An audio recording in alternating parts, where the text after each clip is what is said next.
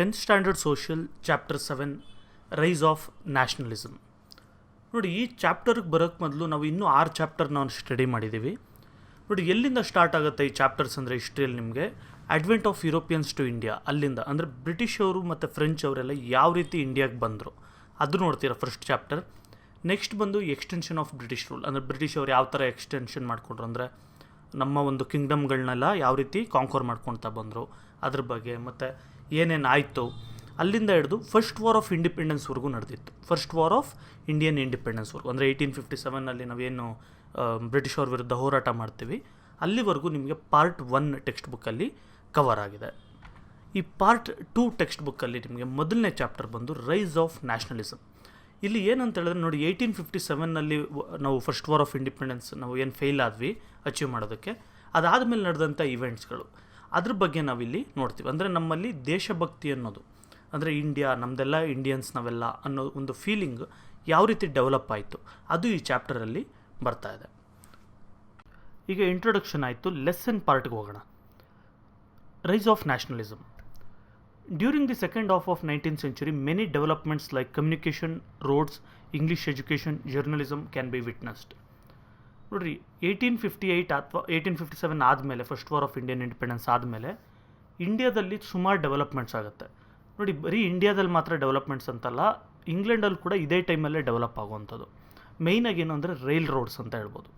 Okay, ಈ ರೀತಿ ಒಳ್ಳೆ ಕಮ್ಯುನಿಕೇಷನ್ ಮತ್ತು ರೋಡ್ಗಳೆಲ್ಲ ಬೆಳೀತು, ರೈಲ್ವೇಸ್ ಎಲ್ಲ ಬೆಳೀತು. ಮತ್ತು ಇಂಡಿಯಾಗೆ ಇಂಪಾರ್ಟೆಂಟ್ ಅಂತಂದರೆ ಇಂಗ್ಲೀಷ್ ಎಜುಕೇಷನ್, ಅಂದರೆ ಏನು ಇಂಗ್ಲೀಷ್ ಮೀಡಿಯಮಲ್ಲಿ ನೀವು ಸ್ಟಡಿ ಮಾಡ್ತೀರಾ ಇದೇ ಥರನೇ ಇಂಗ್ಲೀಷ್ ಭಾಷೆಯಲ್ಲಿ ಸ್ಟಡಿ ಮಾಡುವಂಥ ಅವಕಾಶ ಕೂಡ ಸಿಗ್ತಾ ಇತ್ತು.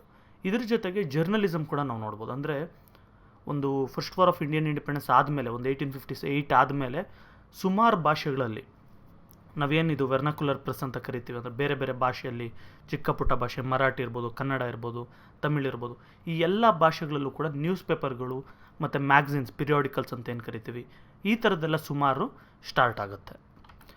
ಇನ್ this time people suffered from famines and hardships created by the British rule. ಈ ಟೈಮಲ್ಲಿ ಏನಾಯಿತು ನೋಡಿ, ಬ್ರಿಟಿಷ್ ಅವರು ರೂಲ್ ಮಾಡ್ತಾ ಇದ್ದಿದ್ದು ಬಂದು ಅವ್ರ ದೇಶಕ್ಕೋಸ್ಕರ ನಮ್ಮನ್ನ ರೂಲ್ ಮಾಡ್ತಾ ಇರ್ತಾರೆ. ಇದರಿಂದ ಇಲ್ಲಿ ಏನು ಫ್ಯಾಮಿನ್ಸ್ ಆಗ್ತಾ ಇರುತ್ತೆ ಅಂದರೆ ಬರಗಾಲ ಇರ್ಬೋದು, ಮತ್ತು ಬೇರೆ ಬೇರೆ ಎಕನಾಮಿಕಲ್ ಪ್ರಾಬ್ಲಮ್ಸ್ ಇರ್ಬೋದು, ಈ ಥರ ಸುಮಾರು ಪ್ರಾಬ್ಲಮ್ಸ್ ಇರುತ್ತೆ. ಇದಕ್ಕೆಲ್ಲ ಬ್ರಿಟಿಷ್ ಅವರು ಏನು ಕೇರ್ ಮಾಡ್ತಾ ಇರಲಿಲ್ಲ. ಅಂದರೆ ಇದೇನು ನಾವು ಬರೀ ಇಲ್ಲಿ ಲೂಟಿ ಮಾಡ್ಕೊಂಡು ಹೋಗ್ತೀವಿ ಸಾಕು ಅಂತೇಳಿ ಫಿಕ್ಸ್ ಆಗಿರ್ತಾರೆ. Many farmers and tribal agitations took place during this period. ಎಷ್ಟೊಂದು ಜನ ಫಾರ್ಮರ್ಸು ಮತ್ತು ಟ್ರೈಬಲ್ ಪೀಪಲ್ ಇರ್ತಾರಲ್ಲ, ಕಾಡಲ್ಲಿ ಇರೋಂಥ ತಾಂಡಗಳು, ಅಂಥ ಜನಗಳೆಲ್ಲ ಬ್ರಿಟಿಷ್ ಅವ್ರ ವಿರುದ್ಧ ಹೋರಾಟಗಳು ಮಾಡೋದಕ್ಕೆ ಮತ್ತು ಸ್ಟ್ರೈಕ್ ಮಾಡೋದು, ಪ್ರೊಟೆಸ್ಟ್ ಮಾಡೋದೆಲ್ಲ ಶುರು ಮಾಡ್ತಾರೆ. ಏನಕ್ಕೆ ಫಾರ್ಮರ್ಸ್ ಎಲ್ಲ ಶುರು ಮಾಡ್ತಾರೆ ಅಂದರೆ, first war of Indian independence ಏನಿರುತ್ತೆ ಆ ಟೈಮಲ್ಲಿ ನಮ್ಮ ಫ್ರೀಡಮ್ ಫೈಟರ್ಸ್ ಎಲ್ಲ ಇರ್ತಾರಲ್ಲ ಅವ್ರಿಗೆಲ್ಲ ಫಾರ್ಮರ್ಸ್ ಸಪೋರ್ಟ್ ಮಾಡಿರ್ತಾರೆ.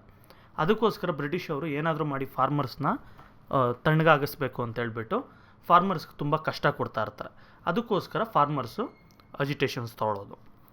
Indians who suffered in the hands of East India Company put up a strong resistance in the form of first war of Indian independence in 1857. ನೋಡಿ, 1857 ನಾನು ಆಲ್ರೆಡಿ ಹೇಳಿದ್ದೀನಿ, ಇಂಡಿಯನ್ಸ್ ಎಲ್ಲ ಯಾರ್ಯಾರು British ಅವರಿಂದ ತೊಂದರೆ ಅನುಭವಿಸಿರ್ತಾರೆ ಅವರೆಲ್ಲ ಬ್ರಿಟಿಷ್ ಅವ್ರ ವಿರುದ್ಧ ತುಂಬ ಹೋರಾಟ ಮಾಡಿರ್ತಾರೆ 1857. ಈ first war of Indian independence ನಡೆದಿದ್ದರಿಂದ, ಅಥವಾ ಸಿಪಾಯಿ ಮಿಟಿನಿ ಅಂತ ಕರೀತಾರೆ ಬ್ರಿಟಿಷ್ ಅವರು, ಇದು ನಡೆದಿದ್ದರಿಂದ ಏನಾಯಿತು, it ended the rule of East India company in 1858 and started the rule of queen of England. ನೋಡಿ, ನಾನು ಪ್ರೀವಿಯಸ್ ಲೆಸನ್ಸಲ್ಲೂ ಕೂಡ ನಿಮಗೆಲ್ಲ ಹೇಳ್ತಾ ಇದ್ದೆ, 1857-1858ವರೆಗೂ ಬ್ರಿಟಿಷ್ ಗವರ್ನಮೆಂಟ್ ನಮ್ಮನ್ನ ರೂಲ್ ಮಾಡ್ತಾ ಇರಲಿಲ್ಲ. ಒಂದು ಕಂಪನಿ ಇತ್ತು, ಈಸ್ಟ್ ಇಂಡಿಯಾ ಕಂಪನಿ, ಕರೆಕ್ಟಾಗಿ ಹೇಳ್ಬೇಕಂದ್ರೆ ಇಂಗ್ಲೀಷ್ ಈಸ್ಟ್ ಇಂಡಿಯಾ ಕಂಪನಿ. ಈ ಕಂಪನಿಯವರು ರೂಲ್ ಮಾಡ್ತಾಯಿದ್ರು, ಈ ಕಂಪನಿಯ ಆಫೀಸರ್ಸು ಇಲ್ಲಿ ರೂಲ್ ಮಾಡ್ತಾಯಿದ್ರು. ಆದರೆ ಒನ್ಸ್ 1857 ಸ್ಟ್ರಗಲ್ ಆದಮೇಲೆ ಡೈರೆಕ್ಟಾಗಿ ಬ್ರಿಟಿಷ್ ರಾಣಿ ಕ್ವೀನ್ ಏನಿರ್ತಾರೆ ಇಂಗ್ಲೆಂಡ್ಗೆ, ಆ ರಾಣಿನೇ ಡೈರೆಕ್ಟ್ ಅಧಿಕಾರ ತೊಗೊಂಡು ಬ್ರಿಟಿಷ್ ಗವರ್ನಮೆಂಟ್ ಅವರು ರೂಲ್ ಮಾಡೋಕ್ಕೆ ಶುರು ಮಾಡ್ತಾರೆ. With the implementation of act of 1861 the participation of Indians in the legislation process started. ನೀವು ಇದಕ್ಕೆ ಪ್ರೀವಿಯಸ್ ಲೆಸನ್ನಲ್ಲಿ ನೋಡಿರ್ಬೋದು, first war of Indian independence ಅಂತ 6th ಲೆಸನ್ನಲ್ಲಿ ಏನಿದೆ ಅದರಲ್ಲಿ ಅಂತ ಹೇಳಿದ್ರೆ, 1858 ಇಂಗ್ಲೆಂಡ್ ಗವರ್ನಮೆಂಟ್ ಅಥವಾ ರಾಣಿ ಏನು ಅಧಿಕಾರ ತೊಗೊಳ್ತಾರೆ ಆಗ ಕೆಲವು ಪ್ರಾಮಿಸ್ ಮಾಡ್ತಾರೆ, ನೀವು ನಮ್ಗೆ ಸಹಕರಿಸಿ ನಾವು ನಿಮಗೆ ಏನೇನು ಬೇಕು ಎಲ್ಲ ಕೊಡ್ತೀವಿ ಅಂತ. ಅದ್ರ ಪ್ರಕಾರ ಲೆಜಿಸ್ಲೇಷನ್ ಪ್ರೋಸೆಸ್ಸಲ್ಲಿ ಇಂಡಿಯನ್ಸ್ ಕೂಡ ಒಂದು ಪಾರ್ಟಿಸಿಪೇಟ್ ಮಾಡೋಕ್ಕೆ ಅವಕಾಶ ಮಾಡಿಕೊಡ್ತಾರೆ. ಅಂದರೆ ಎಲೆಕ್ಷನ್ಗೆ ನಿಂತ್ಕೊಳ್ಳೋದು, ವೋಟ್ ಹಾಕೋದು, ಈ ಥರ ನೀವು ಕೂಡ ರೆಪ್ರೆಸೆಂಟ್ ಮಾಡ್ಬೋದು ಅಂತ. Educated youth started sharing the idea of nationalism with ordinary people. ನೋಡಿರಿ, ಈ ಟೈಮಲ್ಲಿ ಏನಾಗುತ್ತೆ, ಜನಗಳು ಸುಮಾರು ಜನ ಎಜುಕೇಟ್ ಆಗೋಕ್ಕೆ ರೆಡಿ ಆಗ್ತಾರೆ. ಅಂದರೆ ಎಷ್ಟೊಂದು ಕಾಲೇಜಸ್ ಎಲ್ಲ ಓಪನ್ ಆಗುತ್ತೆ, ಸ್ಕೂಲ್ಸ್ ಎಲ್ಲ ಓಪನ್ ಆಗುತ್ತೆ. ಎಷ್ಟೊಂದು ಅಂದರೆ ಆ ಕಾಲಕ್ಕೆ ಎಷ್ಟೊಂದು, ಇವಾಗಿರ ಥರ ಅಲ್ಲ, ಸ್ವಲ್ಪ ಮಾತ್ರ ಅಲ್ಲಲ್ಲಿ.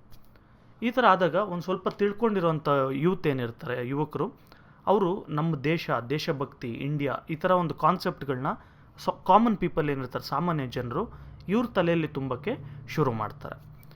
Indian National Congress is the institutional expression of this. ಇದರಲ್ಲಿ ಇಂಡಿಯನ್ ನ್ಯಾಷನಲ್ ಕಾಂಗ್ರೆಸ್ ಅನ್ನೋದು ಇವಾಗಿರೋ ಕಾಂಗ್ರೆಸ್ ಅಲ್ಲ, ಅವಾಗ ಬೇರೆ ಇತ್ತು. ಗಾಂಧೀಜಿ ಬೇರೆಯವರೆಲ್ಲ ಇದ್ದರು, ಸುಭಾಷ್ ಚಂದ್ರ ಬೋಸ್ ಇವರೆಲ್ಲ. ಆ ಕಾಂಗ್ರೆಸ್ ಅದು. ಆ ಕಾಂಗ್ರೆಸ್ಸು ಒಂದು ಇನ್ಸ್ಟಿಟ್ಯೂಷನಲ್ ಎಕ್ಸ್ಪ್ರೆಷನ್ ಇದು. ಅಂದರೆ ಏನು, ಈ ಯೂತ್ ಇರ್ಬೋದು, ಬೇರೆಯವರು ಯಾರು ನಮ್ಮ ದೇಶಕ್ಕೋಸ್ಕರ ಹೋರಾಟ ಮಾಡಬೇಕು, ನಮ್ಮ ದೇಶದ ಜನಕ್ಕೆ ಒಳ್ಳೆಯದಾಗಬೇಕು ಅಂತ ಒಂದು ಫೀಲಿಂಗಲ್ಲೆಲ್ಲ ಇರ್ತಾರೆ, ಅವರೆಲ್ಲ ಸೇರಿ ಒಂದು ಕಾಂಗ್ರೆಸ್ ಅಂತ ಎಸ್ಟಾಬ್ಲಿಷ್ ಮಾಡಿಕೊಂಡು ಅದನ್ನಲ್ಲಿ ಜಾಯಿನ್ ಆಗ್ತಾರೆ. ಈಗ ಇಂಡಿಯನ್ಸಲ್ಲಿ ದೇಶಭಕ್ತಿ ಯಾವ ಥರ ಸ್ಪ್ರೆಡ್ ಆಗೋಕ್ಕೆ ಶುರುವಾಯಿತು, ಅದಕ್ಕೆ ಲೀಡ್ ಮಾಡಿದಂಥ ಇವೆಂಟ್ಸ್ ಯಾವುದು, ಅದ್ರ ಬಗ್ಗೆ ನೋಡಿದ್ವಿ. ಈಗ ನಾನು ಹೇಳಿದೆ ಲಾಸ್ಟಲ್ಲಿ ಇಂಡಿಯನ್ ನ್ಯಾಷನಲ್ ಕಾಂಗ್ರೆಸ್ ಅಂತ ಒಂದು ಎಸ್ಟಾಬ್ಲಿಷ್ ಆಯಿತು. ಏನಿದು, ದೇಶಭಕ್ತರೆಲ್ಲ ಸೇರಿ ಒಂದು ಇನ್ಸ್ಟಿಟ್ಯೂಷನ್ ಮಾಡಿಕೊಂಡ್ರು ಅಂತ. ಅದ್ರ ಬಗ್ಗೆ ಕೂಡ ನೋಡೋಣ, ಯಾವ ರೀತಿ ಬಂತು, ಏನೇನಾಯಿತು ಅಂತ. First war of Indian independence in 1857 led to the development of political awakening in India. ನೋಡಿ, 1857 ಏನಿದು ಸಿಪಾಯಿ ಮಿಟಿನಿ ಅಥವಾ first war of Indian independence ನಡೆಯುತ್ತೆ. ಇದರಿಂದ ಜನಗಳಲ್ಲಿ ಪೊಲಿಟಿಕಲ್ ಅವೇಕನಿಂಗ್ ಕ್ರಿಯೇಟ್ ಆಯಿತು. ಓಕೆ, ನಾವು ಯಾರ ವಿರುದ್ಧ ಫೈಟ್ ಮಾಡಿದ್ವಿ, ನಾವು ಬ್ರಿಟಿಷ್ ಅವ್ರ ವಿರುದ್ಧ ಫೈಟ್ ಮಾಡಿದ್ವಿ. ಅಂದರೆ ಏನು, ಬ್ರಿಟಿಷ್ ಅವ್ರು ಬೇರೆ, ನಾವು ಬೇರೆ. ಬ್ರಿಟಿಷ್ ಅವ್ರು ಬಂದು ಬೇರೆ ಎಲ್ಲಿಂದನೋ ಬಂದು ನಮ್ಮನ್ನ ರೂಲ್ ಮಾಡ್ತಾ ಇರೋದು. ಮತ್ತು ನಮ್ಮನ್ನ ರೂಲ್ ಮಾಡೋದಲ್ಲ, ನಮ್ಮಲ್ಲೇ ಎತ್ತಿಟ್ಟು ಖುಷಿ ನೋಡ್ತಾ ಇದ್ದಾರೆ, ಅಥವಾ ಅವರು ಕಂಟ್ರೋಲ್ ಮಾಡ್ತಾ ಇದ್ದಾರೆ. ಈ ಥರ ಎಲ್ಲ ಕಾನ್ಸೆಪ್ಟ್ ಎಲ್ಲ ನಮಗೆ ತಲೆಗೆ ಹೋಗೋಕ್ಕೆ ಶುರುವಾಯಿತು. Many educated youth provided leadership to associations like the Hindu Mela, all India association, Poorna public Sabha and the Indian association. ಆಗ ಈ ಎಜುಕೇಟೆಡ್ ಯೂತ್ ಏನಿದ್ರು, ಅಂದರೆ ಸ್ವಲ್ಪ ಓದ್ಕೊಂಡಿರೋಂಥವ್ರು ಏನಿದ್ರು, ಅವರೆಲ್ಲ ಕೂಡ ಒಂದೊಂದು ಅಸೋಸಿಯೇಷನ್ ಫಾರ್ಮ್ ಮಾಡಿಕೊಂಡ್ರು. ಅಂದರೆ ಒಂದು ಗ್ರೂಪ್ ರೆಡಿ ಮಾಡಿಕೊಂಡ್ರು. ಹಿಂದೂ ಮೇಳ ಅಂತ ಇರ್ಬೋದು, ಆಲ್ ಇಂಡಿಯಾ ಅಸೋಸಿಯೇಷನ್ ಅಂತ ಇರ್ಬೋದು, ಅಥವಾ ಇಂಡಿಯನ್ ಅಸೋಸಿಯೇಷನ್ ಇರ್ಬೋದು. ಈ ರೀತಿ ಗ್ರೂಪ್ ಮಾಡಿಕೊಂಡು ಇವರು ಇಂಡಿಯಾಗೆ ಒಳ್ಳೇದಾಗೋಕ್ಕೆ ಅಥವಾ ನಮ್ಗೆ ಇಂಡಿಪೆಂಡೆನ್ಸ್ಗೆ, ಮೊದಲು ಇಂಡಿಪೆಂಡೆನ್ಸ್ ಅಂತ ಇರಲಿಲ್ಲ, ಇಂಡಿಯನ್ಸ್ಗೆ ಹೆಲ್ಪ್ ಆಗೋ ರೀತಿ ಏನು ಮಾಡ್ಬೋದು ಅಂತ ಒಂದು ಸ್ವಲ್ಪ ಗ್ರೂಪ್ ಮಾಡಿಕೊಂಡು ಆ ಗ್ರೂಪ್ಗೆ ಕೆಲವು ಎಜುಕೇಟೆಡ್ ಯೂತು ಲೀಡರ್ಶಿಪ್ ಕೂಡ ವಹಿಸ್ಕೊಳ್ತಾರೆ. Lord Lytton vernacular press act was implemented to curb the independence of the press. ಇದು ಮಿಸ್ಟೇಕ್ ಇದೆ. ಇದು ಅರ್ಥ ಏನಂತ ಹೇಳಿದ್ರೆ, ಲಾರ್ಡ್ ಲಿಟನ್ ಅಂತ ಇರ್ತಾರೆ ಒಬ್ಬರು, ಅವ್ರೇನು ಮಾಡ್ತಾರೆ, ವರ್ನಾಕ್ಯುಲರ್ ಪ್ರೆಸ್ ಆ್ಯಕ್ಟ್ ಅಂತ ಒಂದು ಇಂಪ್ಲಿಮೆಂಟ್ ಮಾಡ್ತಾರೆ. ಏನಕ್ಕೆ ಇದು ಇಂಪ್ಲಿಮೆಂಟ್ ಮಾಡ್ತಾರೆ ಅಂದರೆ, ನೋಡಿ, ಒಂದು ರೀಜನಲ್ ಭಾಷೆಗಳಿರುತ್ತಲ್ಲ ಇಂಡಿಯಾದಲ್ಲಿ, ಹಿಂದಿ ಇರ್ಬೋದು, ಮರಾಠಿ ಇರ್ಬೋದು, ಕನ್ನಡ, ತಮಿಳ್ ಭಾಷೆ, ಈ ಥರ ಎಷ್ಟೊಂದು ಭಾಷೆಗಳಲ್ಲಿ, ಬೆಂಗಾಲ್ ಇಂಪಾರ್ಟೆಂಟ್ಲಿ, ಈ ಭಾಷೆಗಳಲ್ಲಿ ಎಷ್ಟೊಂದು ಜನ ನ್ಯೂಸ್ ಪೇಪರೆಲ್ಲ ಮಾಡ್ತಾ ಇರ್ತಾರೆ. ಮತ್ತು ಜೊತೆಗೆ ಮ್ಯಾಗ್ಝಿನ್ಸ್, ಪಿರಿಯಾಡಿಕಲ್ಸ್ ಅಂತ ಏನು ಕರಿತೀವಿ, 15 ದಿನಕ್ಕೆ 1 ತಿಂಗಳಿಗೆ ಬರೋಂಥವು, ಇಂಥವೆಲ್ಲ ಪಬ್ಲಿಷ್ ಮಾಡಿ ಅದರಲ್ಲಿ ಆರ್ಟಿಕಲ್ಸ್ ಬರಿತಾ ಇರ್ತಾರೆ. ಏನು ಬ್ರಿಟಿಷ್ ಅವರಿಂದ ನಮಗೇನು ತೊಂದರೆ ಆಗ್ತಾ ಇದೆ, ಮತ್ತು ಬ್ರಿಟಿಷ್ ಅವ್ರನ್ನ ಯಾವ ಥರ ಓಡಿಸ್ಬೇಕು, ಈ ಥರ ಸ್ವಲ್ಪ ಆಗ ಶುರು ಆಗ್ತಾ ಇರುತ್ತೆ. ಇದನ್ನೆಲ್ಲ ಏನಾದರೂ ಮಾಡಿ ನಾವು ತಗ್ಗಿಸ್ಬೇಕು, ಈ ಥರ ಆಗಕ್ಕೆ ಬಿಡಬಾರ್ದು ಅಂತ ಹೇಳ್ಬಿಟ್ಟು ವರ್ನಾಕ್ಯುಲರ್ ಪ್ರೆಸ್ ಆ್ಯಕ್ಟ್ ಅಂತ ಒಂದು ತರ್ತಾರೆ. ಏನು ಈ ಆ್ಯಕ್ಟ್ ಪ್ರಕಾರ ಅಂತ ಹೇಳಿದ್ರೆ, ಯಾವುದೇ ಒಂದು ನ್ಯೂಸ್ ಪೇಪರ್ ಪಬ್ಲಿಷ್ ಆಗೋದಕ್ಕೂ ಮೊದಲು ಇವ್ರ ಹತ್ರ ಬರುತ್ತೆ ಗೌರ್ಮೆಂಟ್. ಯಾರು ಗೌರ್ಮೆಂಟ್? ಬ್ರಿಟಿಷ್ ಗೌರ್ಮೆಂಟ್ ಹತ್ರ ಬರುತ್ತೆ. ಅಲ್ಲಿ ಒಬ್ಬರು ಆಫೀಸರ್ ಇರ್ತಾರೆ, ಅವರೆಲ್ಲ ಚೆಕ್ ಮಾಡಿಬಿಟ್ಟು ಓಕೆ ಇದು ಬ್ರಿಟಿಷವ್ರ ವಿರುದ್ಧ ಏನೂ ಇಲ್ಲ ಈ ಒಂದು ಎಡಿಟೋರಿಯಲಲ್ಲಿ ಅಂತೇಳಿ ಅವ್ರು ಓಕೆ ಮಾಡಿದ್ಮೇಲೆ ಅದನ್ನು ಇವ್ರು ಪ್ರಿಂಟ್ ಹಾಕಿ ಬೇರೆ ಜನಗಳಿಗೆ ಮಾರಬೇಕಿತ್ತು. ಅಲ್ಲಿವರೆಗೂ ಇಲ್ಲ.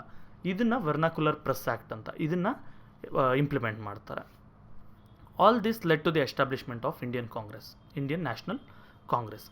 ಈ ರೀತಿ ಎಲ್ಲ ಚಿಕ್ಕ ಅಸೋಸಿಯೇಷನ್ಸ್ ಇರುತ್ತೆ, ಮತ್ತು ಈ ಥರ ವರ್ನಾಕ್ಯುಲರ್ ಪ್ರೆಸ್ ಆ್ಯಕ್ಟ್ ಮಾಡ್ತಾರೆ, ಮತ್ತು ಬೇರೆ ರೀತಿಯೇ ಒಂದು ಫ್ರೀಡಮ್ ಸ್ಟ್ರಗಲ್ ಯಾವುದೇ ರೀತಿ ಯೂನಿಫೈಯಿಂಗ್ ಫ್ಯಾಕ್ಟರ್ ಇಲ್ಲದೆ ನಡೀತಾ ಇರುತ್ತೆ. ಇದೆಲ್ಲ ನೋಡ್ಬಿಟ್ಟು ಕೆಲವರೆಲ್ಲ ಏನು ಮಾಡ್ತಾರೆ, ಓಕೆ ನಾವೆಲ್ಲ ಸೇರಿ ಒಂದು ಎಸ್ಟಾಬ್ಲಿಷ್ ಮಾಡಬೇಕು, ಒಂದು ದೊಡ್ಡ ಅಸೋಸಿಯೇಷನ್ ಮಾಡಬೇಕು ಅಂತ ಒಂದು ಕಾಂಗ್ರೆಸ್ನ ಎಸ್ಟಾಬ್ಲಿಷ್ ಮಾಡ್ತಾರೆ. ಅದಕ್ಕೆ ಇಂಡಿಯನ್ ನ್ಯಾಷನಲ್ ಕಾಂಗ್ರೆಸ್ ಅಂತ ಹೆಸರು ಕೂಡ ಇರ್ತಾರೆ. Indian National Congress was born at Bombay in 1885. ನೋಡಿ, ಯಾವಾಗ ಶುರುವಾಗುತ್ತೆ ಇಂಡಿಯನ್ ನ್ಯಾಷನಲ್ ಕಾಂಗ್ರೆಸ್ ಅಂದರೆ 1885 ಬಾಂಬೆಯಲ್ಲಿ ಇವರೆಲ್ಲ ಒಂದು ಮೀಟಿಂಗ್ ಮಾಡಿಬಿಟ್ಟು, ಕನ್ವೆನ್ಷನ್ ಅಂತ ಕರೀತಾರೆ, ಎಲ್ಲ ಸೇರಿ ಒಂದು ಕಡೆ ಮೀಟ್ ಆಗೋದು. ಈ ಥರ ಮೀಟ್ ಆಗಿಬಿಟ್ಟು ಅಲ್ಲಿ ಇವರು ಒಂದು ಕಾಂಗ್ರೆಸ್ನ ಸ್ಟಾರ್ಟ್ ಮಾಡ್ತಾ ಇದ್ದೀವಿ, ಅಥವಾ ಇಂಡಿಯನ್ ನ್ಯಾಷನಲ್ ಕಾಂಗ್ರೆಸ್ ಅಂತ ಇಡ್ತಾ ಇದ್ದೀವಿ ಅಂತೇಳಿ ಶುರು ಮಾಡ್ಕೊಳ್ತಾರೆ. WC Banerjee became the first president of Congress.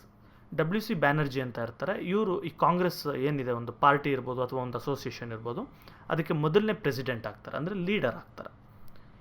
ಎವೋ Hume, a retired British civil servant, met political leaders in cities like Madras, Bombay and Calcutta and discussed the various issues of public importance. A O Hume ಅಂತ ಒಬ್ರು ಇರ್ತಾರೆ, ಇವರು ಆ್ಯಕ್ಚುಲಿ ಬ್ರಿಟಿಷ್ ಇವರು Scotland ಅವರು ಅಂತ ಕೂಡ ಹೇಳ್ತಾರೆ, ಅಂದರೆ ಬ್ರಿಟಿಷ್ ಅಂದ್ಕೊಳ್ಳಿ, ಬ್ರಿಟಿಷ್ ಸಿವಿಲ್ ಸರ್ವೆಂಟ್ ಆಗಿರ್ತಾರೆ. ಇವರು ಇಂಡಿಯಾದಲ್ಲಿ ಇಷ್ಟೊಂದು ಪೊಲಿಟಿಕಲ್ ಲೀಡರ್ಸ್ ಇರ್ತಾರಲ್ಲ, ಇವರೆಲ್ಲ ಬೇರೆ ಬೇರೆ ಸಿಟೀಸಲ್ಲಿ ಇರ್ತಾರೆ. ಒಬ್ಬರು ಮದ್ರಾಸ್ ಅಂದರೆ ಈಗ ಚೆನ್ನೈಯಲ್ಲಿ ಒಬ್ರು ಇರ್ತಾರೆ, ಬಾಂಬೆ ಅಥವಾ ಮುಂಬೈ ಅಂತ ಅಲ್ಲೊಬ್ರು ಇರ್ತಾರೆ, ಕಲ್ಕತ್ತಲ್ಲೊಬ್ರು ಇರ್ತಾರೆ. ಈ ಥರ ಎಲ್ಲ ಕಡೆ ಡಿಸ್ಟ್ರಿಬ್ಯೂಟ್ ಆಗಿರ್ತಾರೆ. ಇವ್ರು ಏನು ಮಾಡ್ತಾರೆ, ಹ್ಯೂಮ್ ಇವರೆಲ್ಲ ಕಡೆ ವಿಸಿಟ್ ಮಾಡಿ ಇಂಥ ಪೊಲಿಟಿಕಲ್ ಲೀಡರ್ಸ್ ಮನೆಗಳಿಗೆ ಹೋಗಿ ಅವ್ರನ್ನ ಮೀಟ್ ಮಾಡಿ ನಾವು ಏನಾದರೂ ಮಾಡಿ ಯುನೈಟ್ ಆಗಬೇಕು ಅಂತೇಳಿ, ಮತ್ತು ಅಲ್ಲಿ ಏನು ಇಶ್ಯೂಸ್ ಇದೆ ಅದ್ರ ಬಗ್ಗೆ ಡಿಸ್ಕಸ್ ಮಾಡೋದು, ಈ ಥರ ಎಲ್ಲ ಮಾಡಿ ಒಂದು ಅವೇರ್ನೆಸ್ ಕೂಡ ಕ್ರಿಯೇಟ್ ಮಾಡ್ತಾರೆ. Newspapers were published in vernacular languages and enabled the discussion on various social issues. ಆಮೇಲೆ ಏನಾಯಿತು, ಒಂದು ವೆರ್ನಾಕ್ಯುಲರ್ ಲ್ಯಾಂಗ್ವೇಜಸ್ ಅಂತ ಹೇಳಿದ್ರೆ ರೀಜನಲ್ ಭಾಷೆ ಅಂತ. ಇವಾಗ ಇಂಡಿಯಾದಲ್ಲಿ ಎಷ್ಟೊಂದು ಭಾಷೆಗಳಿರುತ್ತಲ್ಲ ಆ ರೀತಿ. ಈ ಥರ ಎಷ್ಟೊಂದು ಭಾಷೆಗಳಲ್ಲಿ ನ್ಯೂಸ್ ಪೇಪರ್ಸ್ ಎಲ್ಲ ಪಬ್ಲಿಷ್ ಆಗ್ತಾ ಇರುತ್ತೆ. ಇದರಿಂದ ಸಾಮಾನ್ಯ ಜನರು, ಈಗ ನೋಡಿ ಇವಾಗ ಇಂಗ್ಲೀಷ್ ಎಲ್ಲರಿಗೂ ಬರುತ್ತೆ, ಆದರೆ ನೀವೊಂದು 70 years ಬ್ಯಾಕ್ ಅಂದ್ಕೊಳ್ಳಿ, ಇಂಡಿಯಾಗೆ ಇಂಡಿಪೆಂಡೆನ್ಸ್ ಬಂದಿದ್ದ ಟೈಮಲ್ಲಿ ಆಗ ಅಂದ್ಕೊಳ್ಳಿ, ಆಗ ಎಲ್ಲರಿಗೂ ಇಂಗ್ಲೀಷ್ ಬರ್ತಿರಲಿಲ್ಲ, ಹಿಂದಿ ಕೂಡ ಯಾರಿಗೂ ಬರ್ತಿರಲಿಲ್ಲ. ಕರ್ನಾಟಕದಲ್ಲಿರೋರು ಕನ್ನಡ ಬರ್ತಾಯಿತ್ತು, ಬಾರ್ಡರ್ ಸ್ಟೇಟ್ಸಲ್ಲಿರೋರು ತೆಲುಗು ತಮಿಳು ಆ ಥರ ಬರ್ತಿತ್ತು ಅಷ್ಟೇ.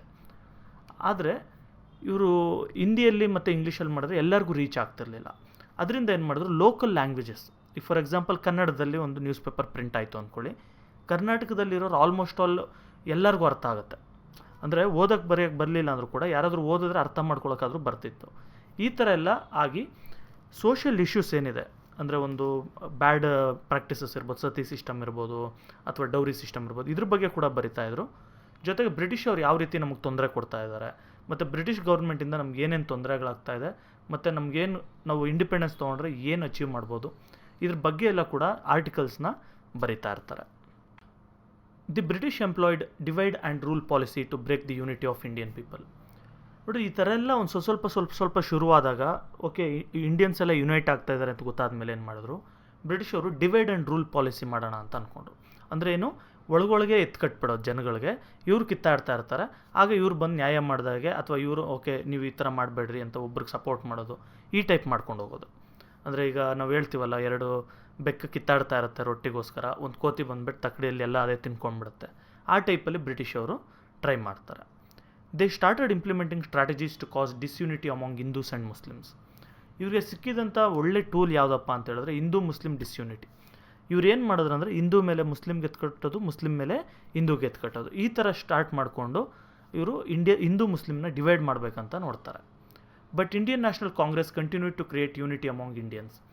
ಈ ಟೈಮಲ್ಲಿ ಇಂಡಿಯನ್ ನ್ಯಾಷನಲ್ ಕಾಂಗ್ರೆಸ್ ಅವ್ರು ಏನು ಮಾಡ್ತಾರೆ, ಇಲ್ಲ ನಾವು ಹಿಂದೂಸ್ ಬೇರೆ ಮುಸ್ಲಿಮ್ಸ್ ಬೇರೆ ಅಂತ ಇರಬಾರ್ದು, ಎಲ್ಲ ಸೇರಿ ಹೋರಾಟ ಮಾಡಬೇಕು ಅಂತೇಳಿ ಇಂಡಿಯನ್ಸ್ನ ಯುನೈಟ್ ಮಾಡ್ತಾರೆ. Due to the differences of opinions which arose in the later part of 19th century, Congress was split into moderates and radicals. ನೋಡಿ ಒಂದಷ್ಟು ವರ್ಷ ನಡ್ಕೊಂಬರುತ್ತೆ, ಆಮೇಲೆ ಒಂದು ಸ್ವಲ್ಪ ಈ ಒಂದು ಪಾರ್ಟಿ ಒಳಗನೆ ಅಥವಾ ಈ ಅಸೋಸಿಯೇಷನ್ ಒಳಗೆ ಕಾಂಗ್ರೆಸ್ ಒಳಗೆ ಏನಾಗುತ್ತೆ, ಕೆಲವರು ಬಂದು ತುಂಬ ಸ್ಮೂತಾಗಿ ಹೋಗ್ತಾ ಇರ್ತಾರೆ. ಬ್ರಿಟಿಷ್ ಅವ್ರ ಹತ್ರ ಒಂದು ಲೆಟರ್ ಬರೆಯೋದು, ನಮ್ಗೆ ಈ ಥರ ಒಳ್ಳೇದು ಮಾಡ್ಕೊಳ್ಳಿ, ಇಂಥ ಬ್ರಿಡ್ಜ್ ಕಟ್ಕೊಳ್ಳಿ, ಈ ಥರ ನಮಗೆ ಅವಕಾಶ ಮಾಡ್ಕೊಳ್ಳಿ, ಈ ಥರ ಕೇಳ್ತಾ ಇರ್ತಾರೆ. ಕೆಲವರು ಬಂದು ನೀವೇನು ನಮ್ಗೆ ಈ ಥರ ಮಾಡ್ತಾಯಿದ್ದೀರಾ, ಫೈಟ್ ಮಾಡಿ ತೊಗೊಳ್ಳೋದು, ಈ ಟೈಪಲ್ಲಿ ಒಂದು ಸ್ವಲ್ಪ ಜನ ಇರ್ತಾರೆ. ಇದರಿಂದ ಏನಾಯಿತು, ಒಂದು ಸ್ವಲ್ಪ ಕ್ಲ್ಯಾಶಸ್ ಎಲ್ಲ ಶುರು ಆಗುತ್ತೆ. ಕಾಂಗ್ರೆಸ್ ಬಂದು 2 ಭಾಗ ಆಗುತ್ತೆ. 2 ಭಾಗ ಅಂತಲ್ಲ, ಒಂದೇ ಇರುತ್ತೆ ಕಾಂಗ್ರೆಸ್. ಅದರಲ್ಲಿ ಮಾಡ್ರೇಟ್ಸ್ ಅಂತ ಕೆಲವು ಜನ ಮತ್ತು ರ್ಯಾಡಿಕಲ್ಸ್ ಅಂತ 1-2 ಜನ ಡಿವೈಡ್ ಆಗ್ತಾರೆ. ಅದನ್ನು ನೆಕ್ಸ್ಟು ನೋಡೋಣ. ಈಗ ನಾನು ಮಾಡ್ರೇಟ್ಸ್ ಅಂತ ಒಂದಷ್ಟು ಜನ ಇರ್ತಾರೆ ಮತ್ತು ರ್ಯಾಡಿಕಲ್ಸ್ ಅಂತ ಒಂದಷ್ಟು ಜನ ಇರ್ತಾರೆ. ಅದೇನು ನಾನು ನೋಡೋಣ. ನೋಡಿ ಮಾಡ್ರೇಟ್ಸ್ ಅಂದರೆ ಮೀನಿಂಗ್ ಹೇಳ್ತೀನಿ. ಇವರು ತುಂಬ ಸ್ಮೂತಾಗಿ ಬ್ರಿಟಿಷವ್ರ ವಿರುದ್ಧ ಹೋರಾಟ ಮಾಡ್ತಾರೆ. ಅಂದರೆ ಒಂದು ಲೆಟರ್ ಕೊಡೋದು, ನಮ್ಗೆ ಈ ಥರ ಹೆಲ್ಪ್ ಮಾಡಿಕೊಡಿ, ನಮ್ಗೆ ಈ ಥರ ರೂಲ್ಸ್ ಮಾಡಿಕೊಡಿ, ಮತ್ತು ಈ ಥರ ತೊಂದರೆ ಆಗ್ತಾಯಿದೆ, ಅದಕ್ಕೆ ನೀವು ಈ ಥರ ಪರಿಹಾರ ಕೊಡಿ, ಈ ಟೈಪ್ ಕೇಳ್ಕೊಳ್ಳೋ ಥರ ಮಾಡ್ತಾ ಇರ್ತಾರೆ. ರ್ಯಾಡಿಕಲ್ಸ್ ಅಂದರೆ ನೀವೇನಕ್ಕೆ ಈ ಥರ ಮಾಡ್ತಾಯಿದ್ದೀರಾ ಅಂತ ಒಂಥರ ದಬ್ಬಾಳಿಕೆಯಿಂದ ಕೇಳೋದು, ಡಾಮಿನೇಟ್ ಮಾಡೋಕ್ಕೆ ಟ್ರೈ ಮಾಡೋದು, ನೀವು ನಮಗೇನು ಹೇಳೋದು, ನಾವು ನಮ್ಮ ದೇಶ ಇದು, ನಾವೇನು ಬೇಕೋ ಅದು ಮಾಡ್ತೀವಿ ಅಂತ ಕೇಳೋಂಥ ಅಂಥವರು ರ್ಯಾಡಿಕಲ್ಸ್ ಆಗ್ತಾರೆ. ಓಕೆ, ಡಿಫ್ರೆನ್ಸ್ ಗೊತ್ತಿರಲಿ. The first 20 years of the Indian National Congress is called as the age of moderates. ನೋಡಿ ಒಂದು 1885 ಟು ಒಂದು 1905 1910 ಏನಿದೆ, ಈ ಒಂದು 20-25 years, ಆವಾಗ ತುಂಬ ಜನ ಮಾಡ್ರೇಟ್ಸ್ ಇದ್ದರು. ಈ ಟೈಮಲ್ಲಿ ಇಂಡಿಪೆಂಡೆನ್ಸ್ ಅನ್ನೋ ಒಂದು ಕಾನ್ಸೆಪ್ಟ್ ಅಷ್ಟು ಬಂದಿರಲಿಲ್ಲ. ಅಂದರೆ ಇಂಡಿಪೆಂಡೆನ್ಸ್ ಬೇಕಂತ ಅಲ್ಲಲ್ಲಿದ್ದರೂ ಕೂಡ ಅದಷ್ಟು ದೊಡ್ಡದಾಗಿ ಬೆಳೆದಿರಲಿಲ್ಲ. ಆ ಟೈಮಲ್ಲಿ ಎಲ್ಲ ಬಂದು ಮಾಡ್ರೇಟ್ಸ್ ಆಗಿದ್ರು ಜಾಸ್ತಿ ಜನ. WC Banerjee, MG Ranade, Surendranath Banerjee, Dadabhai Naoroji, Gopal Krishna Gokhale were the important moderates. ಇವರೆಲ್ಲ ಮಾಡ್ರೇಟ್ ಗ್ರೂಪ್ಗೆ ಸೇರಿರೋವಂಥವ್ರು. ಅಂದರೆ ಇದು ಪಾರ್ಟಿ ಒಂದೇ, ಇಂಡಿಯನ್ ನ್ಯಾಷನಲ್ ಕಾಂಗ್ರೆಸ್, ಅದರಲ್ಲಿ 2 ಗ್ರೂಪ್ ಅಷ್ಟೇ ಇದು. ಓಕೆ, ಡಿವೈಡ್ ಆಗಿರಲ್ಲ. Moderates used to table their demands within the framework of constitution through prayers and requests. ನಾನು ಆಲ್ರೆಡಿ ಹೇಳಿದಾಗೆ ಮಾಡರೇಟ್ಸ್ ಏನು ಮಾಡ್ತಾಯಿದ್ರು, ಇವ್ರದ್ದು ಏನಾದರೂ ಡಿಮ್ಯಾಂಡ್ಸ್ ಇತ್ತು ಅಂದರೆ ಅವರು ಬ್ರಿಟಿಷ್ ಕಾನ್ಸ್ಟಿಟ್ಯೂಷನ್ ಪ್ರಕಾರ ಅಥವಾ ಅವಾಗ ಗೌರ್ಮೆಂಟ್ ಆಫ್ ಇಂಡಿಯಾ ಆ್ಯಕ್ಟ್ ಅಂತೆಲ್ಲ ಮಾಡ್ತಾಯಿದ್ರು, ಅದ್ರ ಪ್ರಕಾರನೇ ಇವ್ರು ಕೇಳ್ತಾಯಿದ್ರು. ಮತ್ತು ರಿಕ್ವೆಸ್ಟ್ ಮಾಡೋದು, ಇವಾಗ ಒಬ್ಬರು ಕಲೆಕ್ಟರ್ ಇರ್ತಾರೆ ಅಥವಾ ಒಬ್ಬರು ತಹಸೀಲ್ದಾರ್ ಇರ್ತಾರೆ, ಅವ್ರನ್ನ ರಿಕ್ವೆಸ್ಟ್ ಮಾಡಿಕೊಂಡು ಇವ್ರ ಕೆಲಸಗಳು ಮಾಡಿಸ್ಕೊತಾ ಇರ್ತಾರೆ. They organized public meetings, discussed various burning issues and submitted memorandums to the government.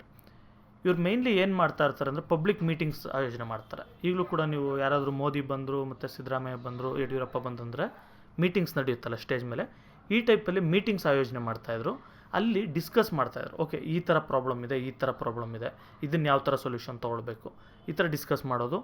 ಮತ್ತು ಇಲ್ಲಿ ಡಿಸ್ಕಸ್ ಮಾಡಿಬಿಟ್ಟು ಇವ್ರದ್ದೊಂದು ಒಪಿನಿಯನ್ ಎಲ್ಲ ಒಂದು ಪೇಪರಲ್ಲಿ ಬರೆದುಬಿಟ್ಟು ಇವರೆಲ್ಲ ಸಿಗ್ನೇಚರ್ಗಳು ಹಾಕಿ ಗವರ್ಮೆಂಟ್ಗೆ ಅಥವಾ ಬ್ರಿಟಿಷ್ ಗವರ್ಮೆಂಟ್ಗೆ ಅವರು ಕೊಡ್ತಾಯಿದ್ರು. ನೋಡಿ ಈ ಥರ ಇದೆ ಪ್ರಾಬ್ಲಮ್, ಇದಕ್ಕೆ ಈ ಥರ ನಾವು ಸೊಲ್ಯೂಷನ್ ಅಂದ್ಕೊಂಡಿದ್ದೀವಿ, ನೀವು ಇದಕ್ಕೆ ಹೆಲ್ಪ್ ಮಾಡಬೇಕು, ಈ ಥರ ಕೇಳ್ತಾಯಿದ್ರು. ಏನೇನು ಕೇಳ್ತಿದ್ರು? They asked to decrease military expenditure, to develop Indian industries, to provide good education and help the poor, POOR. ಇವ್ರೇನು ಹೇಳ್ತಾಯಿದ್ರು ಅಂದರೆ, ಈಗ ಬ್ರಿಟಿಷವ್ರು ತುಂಬ ಮಿಲಿಟ್ರಿಗೆ ಅಂತ ಖರ್ಚು ಮಾಡ್ತಾಯಿದ್ರು. ಆ ಥರ ಎಲ್ಲ ಖರ್ಚು ಮಾಡಬೇಡಿ, ನೀವು ನಮ್ಮ ದುಡ್ಡು ಖರ್ಚು ಮಾಡ್ತಾಯಿದ್ರಿ, ಇಂಡಿಯಾ ದುಡ್ಡು, ನೀವು ಬ್ರಿಟಿಷ್ ಆರ್ಮಿಗೋಸ್ಕರ ಇಂಡಿಯನ್ ದುಡ್ಡು ಖರ್ಚು ಮಾಡ್ತಾಯಿದ್ದೀರಾ, ಇದು ಜನಗಳಿಗೆ ಒಪ್ಪಿಗೆ ಆಗಲ್ಲ, ನೀವು ಆ ಥರ ಮಾಡಬೇಡಿ ಅಂತ ಕೇಳ್ತಾಯಿದ್ರು. ಜೊತೆಗೆ ಇಂಡಿಯನ್ ಇಂಡಸ್ಟ್ರೀಸ್, ಆ ಟೈಮಲ್ಲಿ ಏನಾಗಿರುತ್ತೆ ಅಂದರೆ ಇಂಡಸ್ಟ್ರೀಸ್ ಎಲ್ಲ ತುಂಬ ಹಾಳಾಗ್ಬಿಟ್ಟಿರುತ್ತೆ. ಯಾಕಂದರೆ ಇಂಗ್ಲೆಂಡಲ್ಲೆಲ್ಲ ಇಂಡಸ್ಟ್ರಿಯಲ್ ರೆವಲ್ಯೂಷನ್ ಎಲ್ಲ ಶುರು ಆಗಿಬಿಡುತ್ತೆ ಯುರೋಪಲ್ಲಿ. ಆವಾಗ ಎಲ್ಲ ಒಂದು ಬಿಸ್ನೆಸ್ ಕೂಡ ಇವಾಗ ಏನೇ ತೊಗೊಂಡ್ರು ಚೈನಾದಿಂದ ಯಾವ ಥರ ಬರ್ತಾಯಿದೆ, ಅದೇ ಥರ ಅವಾಗ ಏನೇ ತೊಗೊಂಡ್ರು ಕೂಡ ಫ್ರಾನ್ಸಿಂದ ಇಂಗ್ಲೆಂಡಿಂದ ಬರ್ತಾ ಇರುತ್ತೆ. ಇಂಡಿಯನ್ ಇಂಡಸ್ಟ್ರಿ ತುಂಬ ಹಾಳಾಗೋಗಿರುತ್ತೆ. ಅದಕ್ಕೆ ಇಂಡಿಯನ್ ಇಂಡಸ್ಟ್ರೀಸ್ನ ಡೆವಲಪ್ ಮಾಡಿ ಅಂತ ಕೇಳ್ತಿದ್ರು. ಮತ್ತು ಜನಗಳಿಗೆಲ್ಲ ಒಳ್ಳೆ ಎಜುಕೇಷನ್ ಕೊಡಿ ಅಂತ. ಅದಕ್ಕೆ ಬ್ರಿಟಿಷವರು ಓಕೆ ಮಾಡಿಬಿಟ್ಟು ಇಂಗ್ಲೀಷ್ ಎಜುಕೇಷನ್ ಕೊಡೋಕ್ಕೆಲ್ಲ ಶುರು ಮಾಡಿದರು. ಮತ್ತು ಬಡತನದಲ್ಲಿ ಯಾರಿರ್ತಾರೆ ಇಂಡಿಯಾದಲ್ಲಿ ಅವ್ರಿಗೆಲ್ಲ ಕೂಡ ಒಂದು ಸ್ವಲ್ಪ ಹೆಲ್ಪ್ ಮಾಡಿ ಅಂತ ಕೇಳ್ತಾಯಿದ್ರು. ಇಷ್ಟು ಇವ್ರದ್ದು. ಇಷ್ಟೇ ಅಲ್ಲ, ಇನ್ನೂ ಸುಮಾರು ಒಂದು ಡಿಮ್ಯಾಂಡ್ಸ್ ಎಲ್ಲ ಇರ್ತಾಯಿತ್ತು. ಅದರ ಮೇಯ್ನಾಗೆ ಈ ಥರ ಅವ್ರು ಡಿಮ್ಯಾಂಡ್ಸ್ ಮಾಡ್ತಿದ್ರು. Moderates were the first to study the ill effects of the British rule on India.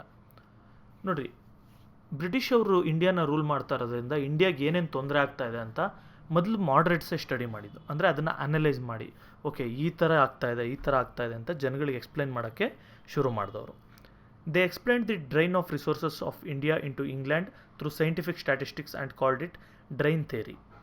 ನೋಡಿ, ಇವ್ರು ಏನು ಹೇಳಿದ್ರಂದರೆ, ಇಂಡಿಯಾಯಿಂದ ರಿಸೋರ್ಸ್ ಅಂದರೆ ದುಡ್ಡು ಇರ್ಬೋದು ಅಥವಾ ಬೇರೆ ಬೇರೆ ಮೆಟೀರಿಯಲ್ಸ್ ಇರ್ಬೋದು, ಒಂದು ಟ್ಯಾಲೆಂಟ್ ಇರ್ಬೋದು, ಎಕಾನಮಿ ಇರ್ಬೋದು, ಎಲ್ಲ ಕೂಡ ಯಾವ ರೀತಿ ಇಂಡಿಯಾಯಿಂದ ಇಂಗ್ಲೆಂಡ್ಗೆ ಹೋಗ್ತಾ ಇದೆ ಅಂತ ಹೇಳ್ಬಿಟ್ಟು ಸ್ಟ್ಯಾಟಿಸ್ಟಿಕ್ಸ್ ಲೆಕ್ಕಗಳ ಪ್ರಕಾರ ತೋರಿಸಿ, ಇದಿಷ್ಟು ಹೋಗಿದೆ, ಎಕ್ಸ್ಪೋರ್ಟ್ ಇಷ್ಟಾಗಿದೆ, ಇಂಪೋರ್ಟ್ ಇಷ್ಟಾಗಿದೆ, ಈ ಒಂದು ಫೀಲ್ಡಲ್ಲಿ ಇಷ್ಟಾಗಿದೆ, ಈ ಥರ ಲೆಕ್ಕಗಳು ತೋರಿಸ್ಬಿಟ್ಟು ಈ ಥರ ನಮ್ಮ ಇಂಡಿಯಾದಲ್ಲಿರೋಂಥ ದುಡ್ಡನ್ನೆಲ್ಲ ನೀವು ಇಂಗ್ಲೆಂಡಿಗೆ ತೊಗೊಂಡೋಗ್ತಾ ಇದ್ದೀರಾ, ನಮ್ಮನ್ನ ಲೂಟಿ ಮಾಡ್ತಾ ಇದ್ದೀರಾ ಅಂತ ಹೇಳ್ಬಿಟ್ಟು ಅದಕ್ಕೆ ಡ್ರೈನ್ ಥಿಯರಿ ಅಂತ ಹೇಳ್ಬಿಟ್ಟು ಒಂದು ಹೆಸರು ಕೂಡ ಇಡ್ತಾರೆ. ಅಂದ್ರೇನು, ಯಾವ ರೀತಿ ಇಂಡಿಯನ್ ರಿಸೋರ್ಸಸ್ನ ಡ್ರೈನ್ ಮಾಡ್ತಾ ಇದ್ದೀರಾ ಅಂತ. By increasing the imports and reducing the exports, the British drain resources to England.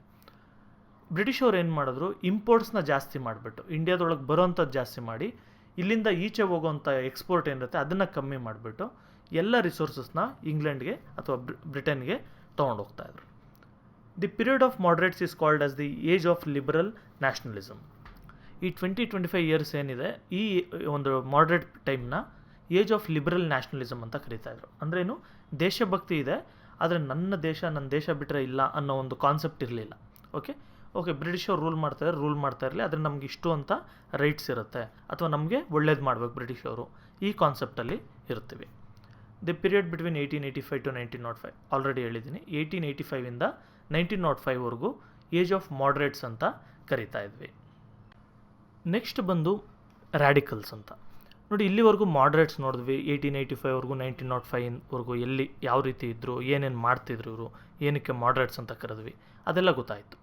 ಈಗ ರ್ಯಾಡಿಕಲ್ಸ್ ಬಗ್ಗೆ ಕೂಡ ನಾವು ಒಂದು ಸ್ವಲ್ಪ ಸ್ಟಡಿ ಮಾಡೋಣ. The soft stance of moderates towards the British made A group with in Congress unhappy.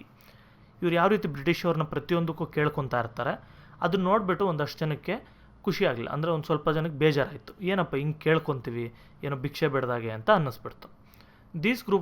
These group members were called as radicals. ಈ ಗ್ರೂಪಲ್ಲಿರೋಂಥ ಮೆಂಬರ್ಸ್ನ ನಾವು ರ್ಯಾಡಿಕಲ್ಸ್ ಅಂತ ಕರಿತೀವಿ. Radicals called the moderates as political beggars. ಅಂದರೆ ರ್ಯಾಡಿಕಲ್ಸ್ ಏನಂತ ಕರಿತಾ ಇದ್ರು ಮಾಡರೇಟ್ಸ್ನ ಅಂದರೆ ಪೊಲಿಟಿಕಲ್ ಬೆಗ್ಗರ್ಸ್, ಅಂದರೆ ರಾಜಕೀಯ ಭಿಕ್ಷೆ ಬೇಡೋವಂಥವ್ರು, ಅಂದರೆ ರಾಜಕೀಯದಲ್ಲಿದ್ದು ಭಿಕ್ಷೆ ಬೇಡೋವಂಥವ್ರ ಥರ ಮಾಡ್ತಾ ಇದ್ದೀರಾ ಅಂತ ಕೇಳ್ತಾಯಿದ್ರು. Aurobindo Ghosh, Bipin Chandra Pal, Lala Lajpat Rai, Bal Gangadhar Tilak were the main members of this group. ಈ ಒಂದು ರ್ಯಾಡಿಕಲ್ ಗ್ರೂಪಲ್ಲಿ ಯಾರಿದ್ರು? ಅರಬಿಂದೋ ಘೋಷ್ ಇರ್ಬೋದು, ಬಿಪಿನ್ ಚಂದ್ರ ಪಾಲ್, ಲಾಲಾ ಲಜಪತ್ ರಾಯ್, ಬಾಲ್ ಗಂಗಾಧರ್ ತಿಲಕ್ ಇವರೆಲ್ಲ ಇದ್ದರು. They opposed the stance of the British who considered nominating the Indian members to the legislative assemblies as a favour. ನೋಡಿ, ನಾನು ಹೇಳಿದ್ನಲ್ಲ, ಮಾಡ್ರೇಟ್ಸ್ ಎಲ್ಲ ಒಂದು ಎಲೆಕ್ಷನ್ಗೆ ನಿಲ್ಲೋ ಥರನೇ ಎಲ್ಲ ಪರ್ಮಿಷನ್ ತೊಗೊಂಡಿದ್ರು ಅಂತ. ಆ ಥರದನ್ನು ಬ್ರಿಟಿಷ್ ಅವ್ರು ಏನು ಕೊಡ್ತಾ ಇದ್ದಾರೆ, ಓಕೆ ನಿಮಗೂ ಎಲೆಕ್ಷನಲ್ಲಿ ನಿಲ್ಲೋಕ್ಕೆ ನಾವು ಪರ್ಮಿಷನ್ ಕೊಡ್ತಾ ಇದ್ದೀವಿ ಅಂತ ಹೇಳ್ಬಿಟ್ಟು ಏನೋ ನಮಗೆ ದೊಡ್ಡ ಉಪಕಾರ ಮಾಡೋ ಥರ ಬಿಲ್ಡಪ್ ಕೊಡ್ತಿದ್ರು. ಅದನ್ನು ಇವರು ಅಪೋಸ್ ಮಾಡ್ತಾರೆ. ಏನು ನಾವು ನಮ್ಮ ದೇಶದಲ್ಲಿ ಎಲೆಕ್ಷನ್ ನಿಲ್ಲೋಕ್ಕೆ ನಿಮ್ಮ ಪರ್ಮಿಷನ್ ಏನಕ್ಕೆ, ಮತ್ತು ನೀವೇನೋ ನಮಗೆ ದೊಡ್ಡ ಹೆಲ್ಪ್ ಮಾಡೋ ಥರ ಹೇಳ್ತಾ ಇದ್ದೀರಲ್ಲ ಅಂತ ಹೇಳ್ಬಿಟ್ಟು ಇವ್ರು ಹೇಳ್ತಾಯಿದ್ರು. ಓಕೆ, ಇಷ್ಟೇ ರ್ಯಾಡಿಕಲ್ಸ್ ಅಂತ ಹೇಳಿದ್ರು. ಇಲ್ಲಿ ಕೆಲವು ರ್ಯಾಡಿಕಲ್ಸ್ನ ಪಿಕ್ಚರ್ಸ್ ಕೂಡ ನೀವು ನೋಡ್ಬೋದು. ಅರಬಿಂದೋ ಘೋಷ್ ಅವ್ರ ಬಗ್ಗೆ, ತಿಲಕ್ ಅವ್ರ ಬಗ್ಗೆ ಅವ್ರ ಪಿಕ್ಚರ್ಸ್ನ ನೋಡ್ಬೋದು. ನೆಕ್ಸ್ಟ್ ಬಂದು ಡಿವಿಷನ್ ಆಫ್ ಬೆಂಗಾಲ್. ಅಂದರೆ ನೋಡಿ, ಬೆಂಗಾಲ್ ಇವಾಗ ವೆಸ್ಟ್ ಬೆಂಗಾಲ್ ಸ್ಟೇಟ್ ಇದೆಯಲ್ಲ, ಅದು ಮತ್ತು ಬಾಂಗ್ಲಾದೇಶ್ ಈ ರೀಜನ್ ಸುತ್ತಮುತ್ತ ಬಿಹಾರ್ ಇರ್ಬೋದು, ಈ ಒಂದು ರೀಜನ್ನ ಬೆಂಗಾಲ್ ಅಂತ ಕರಿತಾಯಿದ್ರು. ಇವಾಗ ಥರ ವೆಸ್ಟ್ ಬೆಂಗಾಲ್, ಬಾಂಗ್ಲಾದೇಶ್, ಬಿಹಾರ್ ಈ ಥರ ಇರಲಿಲ್ಲ. ಇವೆಲ್ಲ ಸೇರಿ ಒಂದು ಬೆಂಗಾಲ್ ರೀಜನ್ ಅಂತ ಕರಿತಿದ್ರು. The anti British sentiment was dominant in Bengal and it was the centre of anti British protests. ನೋಡಿ, ಬ್ರಿಟಿಷ್ ಅವರು ಮೊದಲು ಬಂದಿದ್ದು ಕಲ್ಕತ್ತಾ ರೀಜನ್ ಅಥವಾ ಬೆಂಗಾಲ್ ರೀಜನಲ್ಲಿ. ಇಲ್ಲೇ ಇವ್ರದ್ದು ಹೆಡ್ ಕ್ವಾರ್ಟರ್ಸ್ ಟೈಪ್ ಇತ್ತು ಇಂಡಿಯಾಗೆ. ಆದರೆ ಇಲ್ಲೇ ಎಷ್ಟೊಂದು ಜನ ಬ್ರಿಟಿಷ್ ಅವ್ರ ವಿರುದ್ಧವಾಗಿದ್ದರು. ಅಂದರೆ ಬ್ರಿಟಿಷ್ ಅವ್ರಿಗೆ ವಿರುದ್ಧ ಹೋರಾಟ ಮಾಡೋದು, ಪ್ರೊಟೆಸ್ಟ್ ಮಾಡೋದು ಇದೆಲ್ಲ ಮಾಡ್ತಾಯಿದ್ರು. In order to suppress this developments, viceroy Lord Curzon thought of dividing Bengal in the name of administration. ಇಲ್ಲೆಲ್ಲ ಬ್ರಿಟಿಷ್ ಅವ್ರ ವಿರುದ್ಧ ಈ ಥರ ಎಲ್ಲ ಪ್ರೊಟೆಸ್ಟ್ಗಳೆಲ್ಲ ನಡೀತಾ ಇರೋದ್ರಿಂದ ಇದನ್ನೇನಾದರೂ ಮಾಡಿ ತಗ್ಗಿಸ್ಬೇಕು, ಕಮ್ಮಿ ಮಾಡಬೇಕು ಅಂತೇಳಿ ಲಾರ್ಡ್ ಕರ್ಜನ್ ಅನ್ನೋರು ಒಂದು ಪ್ಲ್ಯಾನ್ ಮಾಡ್ತಾರೆ. ಏನು, ಬೆಂಗಾಲ್ನ 2 ಭಾಗವಾಗಿ ಡಿವೈಡ್ ಮಾಡ್ತೀವಿ, ಈಸ್ಟ್ ಬೆಂಗಾಲ್ ಅಂತ, ವೆಸ್ಟ್ ಬೆಂಗಾಲ್ ಅಂತ. ಆಗ ನಾವು ಈಸಿಯಾಗಿ ಆಡಳಿತ ಮಾಡ್ಬೋದು ಅಂತ. In reality Bengal had more concentration of Muslim and Hindu people. ಆದರೆ ರಿಯಲ್ ಆಗಿ ಏನಾಗಿತ್ತಂದರೆ, ಬೆಂಗಾಲಲ್ಲಿ ಮುಸ್ಲಿಮ್ಸ್ ಮತ್ತು ಹಿಂದೂಸು ಈಕ್ವಲ್ ಕ್ವಾಂಟಿಟಿಯಲ್ಲಿದ್ದರು. ಅಂದರೆ ತುಂಬ ಕಾನ್ಸಂಟ್ರೇಷನ್ ಜಾಸ್ತಿ ಇತ್ತು. The census report had indicated that the east part of Bengal had more number of Muslims and the west part of Bengal had more number of Hindus. ಇವರು ಬ್ರಿಟಿಷ್ ಅವರು ಒಂದು ಸೆನ್ಸಸ್ ಮಾಡಿದರು. ಇದ್ರ ಪ್ರಕಾರ ಏನು ಗೊತ್ತಾಯಿತು, ಈಸ್ಟ್ ಅಂದರೆ ಬೆಂಗಾಲ್ ಅರ್ಧಕ್ಕೆ ಡಿವೈಡ್ ಮಾಡಿಬಿಟ್ಟು ಈಸ್ಟ್ ಪಾರ್ಟ್, ವೆಸ್ಟ್ ಪಾರ್ಟ್ ಅಂತ ತೊಗೊಂಡ್ರೆ, ಈಸ್ಟ್ ಪಾರ್ಟಲ್ಲಿ ಜಾಸ್ತಿ ಮುಸ್ಲಿಮ್ಸ್ ಇದ್ದಾರೆ ಮತ್ತು ವೆಸ್ಟ್ ಪಾರ್ಟಲ್ಲಿ ಜಾಸ್ತಿ ಹಿಂದೂಸ್ ಇದ್ದಾರೆ ಅಂತ ಗೊತ್ತಾಯಿತು. ಅದಕ್ಕೆ ಇವರು ಡಿವೈಡ್ ಮಾಡಿಬಿಟ್ರೆ, ಹಿಂದೂ ಸಪ್ರೇಟ್, ಮುಸ್ಲಿಮ್ ಸಪ್ರೇಟ್ ಮಾಡಿದ್ರೆ ಇವರು ಯೂನಿಟಿ ಹೆಂಗಿದೆ ನಮ್ಮ ಮೇಲೆ ಬಂದು ಅಟ್ಯಾಕ್ ಮಾಡಲ್ಲ ಅಥವಾ ಪ್ರೊಟೆಸ್ಟ್ ಮಾಡಲ್ಲ ಅಂತ ಅಂದ್ಕೊಳ್ತಾರೆ. The British divided Bengal in 1905. 1905ರಲ್ಲಿ ಬ್ರಿಟಿಷ್ ಅವರು ಬೆಂಗಾಲ್ನ ಡಿವೈಡ್ ಮಾಡ್ತಾರೆ. ಈ ಥರ ಒಂದು ಫ್ರೀಡಮ್ ಸ್ಟ್ರಗಲ್ನ ಸಪ್ರೆಸ್ ಮಾಡೋಣ ಅಂತ ನೋಡ್ತಾರೆ. The division of Bengal in 1905 was opposed by Indian National Congress. ಇವರು ಬೆಂಗಾಲ್ನ ಏನು ಡಿವೈಡ್ ಮಾಡಿದ್ರು ಇದನ್ನು ಇಂಡಿಯನ್ ನ್ಯಾಷನಲ್ ಕಾಂಗ್ರೆಸ್ ಅವರು ತುಂಬ ಅಪೋಸ್ ಮಾಡ್ತಾರೆ. ಆ ಥರ ಏನಕ್ಕೆ ಮಾಡಿದ್ರಿ ಅಂತ. Still the Bengali language could unite the Hindu and Muslim communities. ಆದರೆ ಅಲ್ಲೇನಾಯಿತು, ಬೆಂಗಾಲ್ನ 2 ಭಾಗ ಆಗಿ ಮಾಡಿದ್ರು ಕೂಡ ಈ ಬೆಂಗಾಲಿ ಲ್ಯಾಂಗ್ವೇಜೇ ಮಾತಾಡ್ತಾ ಇರ್ತಾರೆ ಅವರು. ವೆಸ್ಟ್ ಬೆಂಗಾಲ್ ಮತ್ತು ಈಸ್ಟ್ ಬೆಂಗಾಲ್ ಎರಡರಲ್ಲೂ ಕೂಡ ಬೆಂಗಾಲಿ ಮಾತಾಡ್ತಾ ಇರ್ತಾರೆ. ಇದರಿಂದ ಏನು ಮಾಡಿತ್ತು, ಹಿಂದೂ ಮತ್ತು ಮುಸ್ಲಿಂ ಕಮ್ಯುನಿಟೀಸ್ ಎಲ್ಲ ಯೂನಿಟಿಯಿಂದನೇ ಇರ್ತಾರೆ. Raksha Bandhan, a cultural festival was held to bring unity among Hindus and Muslim. ಈ ಟೈಮಲ್ಲಿ ಬಂದು ಹಿಂದೂಸ್ ಹೋಗಿ ಮುಸ್ಲಿಮ್ಸ್ಗೆ ರಾಖಿ ಕಟ್ಟೋದು, ಮುಸ್ಲಿಮ್ಸ್ ಬಂದು ಹಿಂದೂಸ್ಗೆ ರಾಖಿ ಕಟ್ಟೋದು, ಈ ಥರ ಒಂದು ಕಲ್ಚರಲ್ ಫೆಸ್ಟಿವಲ್ನ ಇವ್ರು ಯೂಸ್ ಮಾಡಿಕೊಂಡು ಹಿಂದೂ ಮುಸ್ಲಿಮ್ಸಲ್ಲಿ ಯೂನಿಟಿನ ಅಚೀವ್ ಮಾಡ್ತಾರೆ. The division of Bengal resulted in the wide spread protests across the country. ಇವರು ಬೆಂಗಾಲ್ನ ಈ ಥರ ಡಿವೈಡ್ ಮಾಡಿದ್ದಕ್ಕೆ ಇಡೀ ದೇಶ ಎಲ್ಲ ಕೂಡ ಒಂಥರ ಪ್ರೊಟೆಸ್ಟ್ಗಳು, ಸ್ಟ್ರೈಕ್ಗಳೆಲ್ಲ ಶುರು ಆಗುತ್ತೆ. The radicals took the issue to the doorsteps of common people. ಈ ರ್ಯಾಡಿಕಲ್ಸ್ ಗ್ರೂಪ್ ಅಂತ ನಾವೇನು ಕೇಳಿದ್ವಿ, ತಿಲಕ್ ಮತ್ತು ಬೇರೆ ಬೇರೆಯವರು, ಇವರೆಲ್ಲ ಸಾಮಾನ್ಯ ಜನರ ಹತ್ರ ಕೂಡ ಈ ಇಶ್ಯೂನ ತೊಗೊಂಡೋದ್ರು. ನೋಡಿ, ಬ್ರಿಟಿಷ್ ಅವರು ಯಾವ ರೀತಿ ನಮ್ಮನ್ನ ಡಿವೈಡ್ ಮಾಡ್ತಾ ಇದ್ದಾರೆ, ಇದು ಡಿವೈಡ್ ಆ್ಯಂಡ್ ರೂಲ್ ಪಾಲಿಸಿ ಅಂತೆಲ್ಲ ಕರಿತಾಯಿದ್ರು. The also called for boycotting of foreign goods and the institutions that encouraged it. ಇವ್ರೇನು ಹೇಳಿದ್ರು, ಮತ್ತು ಫಾರಿನ್ ಗೂಡ್ಸ್ ಅಂದರೆ ವಿದೇಶಿ ವಸ್ತುಗಳೇನಿದೆ ಇದನ್ನೆಲ್ಲ ನಾವು ಬಹಿಷ್ಕಾರ ಮಾಡಬೇಕು, ಇದನ್ನೆಲ್ಲ ಕೂಡ ನಾವು ಬಾಯ್ಕಾಟ್ ಮಾಡಬೇಕು. ಮತ್ತು ಯಾವ್ಯಾವ ಇನ್ಸ್ಟಿಟ್ಯೂಷನ್ಸ್ ಈ ವಿದೇಶಿ ವಸ್ತುಗಳನ್ನ ಮಾರೋದು ಆ ಥರ ಎನ್ಕರೇಜ್ ಮಾಡ್ತಾ ಇರ್ತಾರೆ ಅಂಥ ಕಡೆ ನಾವೇನು ಪರ್ಚೇಸ್ ಮಾಡಬಾರ್ದು. ನೋಡಿ, ಇವಾಗ ಹೇಳ್ತೀವಲ್ಲ ಬ್ಯಾನ್ ಚೈನೀಸ್ ಗೂಡ್ಸ್ ಅಂತ, ಅದೇ ಥರ ಬ್ಯಾನ್ ಬ್ರಿಟಿಷ್ ಗೂಡ್ಸ್ ಅಂತ ಅವಾಗ ಅಭಿಯಾನ ಶುರು ಮಾಡಿದ್ರು. Indians were encourage to use local goods. ಏನೇ ಮಾಡಿದ್ರು Indian goods, made in India or make in India ಏನಿದೆ ಇದೇ ಥರನೇ ಅವಾಗೂ ಕೂಡ ಇಂಡಿಯಾದಲ್ಲಿ ರೆಡಿ ಆಗುವಂಥ ಗೂಡ್ಸ್ನ ಯೂಸ್ ಮಾಡಿ, ಆಗ ಇಂಡಿಯನ್ಸ್ಗೆ ನಾವು ಎಕನಾಮಿಕಲಿ ಸಪೋರ್ಟ್ ಮಾಡ್ತೀವಿ ಅಂತ ಹೇಳ್ತಾಯಿದ್ರು. The British government withdrew the Bengal division order in 1911. ಈ ಪ್ರೊಟೆಸ್ಟ್ಗಳೆಲ್ಲ ತುಂಬ ಜಾಸ್ತಿ ಆದಮೇಲೆ, ಸ್ಟ್ರೈಕ್ಗಳಾಗೋದು, ಗಲಾಟೆಗಳಾಗೋದು ಇದೆಲ್ಲ ಆದಮೇಲೆ ಬ್ರಿಟಿಷ್ ಅವ್ರಿಗೆ ತಪ್ಪು ಮಾಡಿದ್ದೀವಿ ಅಂತ ಗೊತ್ತಾಗ್ಬಿಟ್ಟು ಈ ಆರ್ಡರ್ ಏನಿತ್ತು 1911 ವಾಪಸ್ ತಗೊಳ್ತಾರೆ. ಅಂದರೆ ಬೆಂಗಾಲ್ನ ಮತ್ತೆ ಯುನೈಟ್ ಮಾಡ್ತಾರೆ. Ball Gangadhar Tilak declared Swaraj is my birth right, I would definitely get it back. ನೋಡಿ, ಬಾಲ್ ಗಂಗಾಧರ್ ತಿಲಕ್ ಅವ್ರು ಏನು ಹೇಳಿದ್ರು, ಸ್ವರಾಜ್ಯ ಅನ್ನೋದು ನನ್ನ ಜನ್ಮಸಿದ್ಧ ಹಕ್ಕು, ನಾನು ಇದನ್ನು ಪಡಿತೀನಿ ಅಂತ ಹೇಳಿ ಡಿಕ್ಲೇರ್ ಮಾಡ್ತಾರೆ. Attaining complete freedom was the aim of radicals. ನೋಡಿ, ಮಾಡ್ರೇಟ್ಸ್ ಏನು ಮಾಡ್ತಾ ಇರ್ತಾರೆ, ಬ್ರಿಟಿಷ್ ಅವ್ರ ರೂಲಲ್ಲೇ ಇದ್ದು ಕೇಳ್ತಾ ಇರ್ತಾರೆ, ಈ ಥರ ಮಾಡೋಣ, ನಮ್ಗೆ ಈ ಥರ ಹೆಲ್ಪ್ ಮಾಡಿ ಅಂತ. ಆದರೆ ರ್ಯಾಡಿಕಲ್ಸ್ ಏನು ಹೇಳ್ತಾರೆ, ನಮಗೆ ಕಂಪ್ಲೀಟ್ ಫ್ರೀಡಮ್ ಬೇಕು, ಬ್ರಿಟಿಷ್ ಅವ್ರನ್ನ ಈ ದೇಶ ಬಿಟ್ಟು ಕಳಿಸ್ಬಿಟ್ಟು ನಮ್ಮನ್ನ ನಾವೇ ರೂಲ್ ಮಾಡ್ಕೊಳ್ಬೇಕು ಅಂತ ಇವ್ರು ನೋಡ್ತಾರೆ. They try to organize the common people of India. ಇವರು ಇಂಡಿಯಾದಲ್ಲಿ ಸಾಮಾನ್ಯ ಜನ ಏನಿದ್ರು ಅವರೆಲ್ಲರನ್ನು ಕೂಡ ಯುನೈಟ್ ಮಾಡೋಕ್ಕೆ, ಆರ್ಗನೈಸ್ ಮಾಡೋಕ್ಕೆ ಶುರು ಮಾಡ್ತಾರೆ. They attempted to organise people by employing religious celebrations to.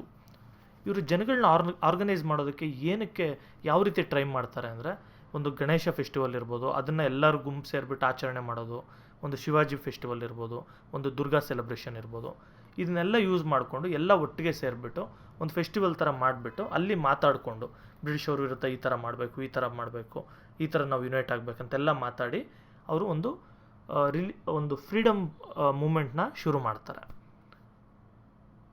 Muslim League was born in 1906 to protect the Muslim identity. ಇದೇ ಟೈಮಲ್ಲಿ ಏನಾಗುತ್ತೆ, ಒಂದು 1906 ಮುಸ್ಲಿಂ ಲೀಗ್ ಅನ್ನೋ ಒಂದು ಪಾರ್ಟಿ ಶುರುವಾಗುತ್ತೆ. ಏನಕ್ಕೆ, ಮುಸ್ಲಿಮ್ಸ್ಗೋಸ್ಕರ ಮುಸ್ಲಿಮ್ಸ್ನ ರೆಪ್ರೆಸೆಂಟ್ ಮಾಡುವಂಥ ಒಂದು ಪಾರ್ಟಿ ಅಂತ. Tilak published Kesari in Marathi and Maratha in English languages. Tilak ಅವ್ರು ಏನು ಮಾಡ್ತಾರೆ, ಒಂದು ನ್ಯೂಸ್ ಪೇಪರ್ ಮಾಡ್ತಾರೆ, ಇದು ಮರಾಠಿಯಲ್ಲೂ ಇರುತ್ತೆ ಮತ್ತು ಇಂಗ್ಲೀಷಲ್ಲೂ ಇರುತ್ತೆ. ಇದು ಮರಾಠಿ ಭಾಷೆಯಲ್ಲಿ ಕೇಸರಿ ಅಂತ ಹೆಸರಿಟ್ಟಿರ್ತಾರೆ ಮತ್ತು ಇಂಗ್ಲೀಷ್ ಭಾಷೆಯಲ್ಲಿ ಮರಾಠ ಅಂತ ಹೆಸರಿಟ್ಟಿರ್ತಾರೆ. He encouraged common people to protest against the British. ಇವರು ಸಾಮಾನ್ಯ ಜನರಿಗೂ ಕೂಡ ಬ್ರಿಟಿಷರ ವಿರುದ್ಧ ಫೈಟ್ ಮಾಡೋದಕ್ಕೆ ಅಥವಾ ಒಂದು ಸ್ಟ್ರೈಕ್ಗಳು ಮಾಡೋದಕ್ಕೆ, ಪ್ರೊಟೆಸ್ಟ್ ಮಾಡೋದಕ್ಕೆಲ್ಲ ಎನ್ಕರೇಜ್ ಮಾಡ್ತಾರೆ. The radical writings of Tilak galvanised the common people. ಇವರು ರ್ಯಾಡಿಕಲ್ ರೈಟಿಂಗ್ಸ್ ಅಂದರೆ ಏನು, ಜನಗಳಿಗೆ ಹುಮ್ಮಸ್ ತುಂಬ್ತಾ ಇರ್ತಾರೆ, ಈ ಥರ ಸ್ಟ್ರೈಕ್ ಮಾಡಬೇಕು, ಈ ಥರ ಓಡಿಸ್ಬೇಕು ಅಂತೆಲ್ಲ ಹೇಳಿ.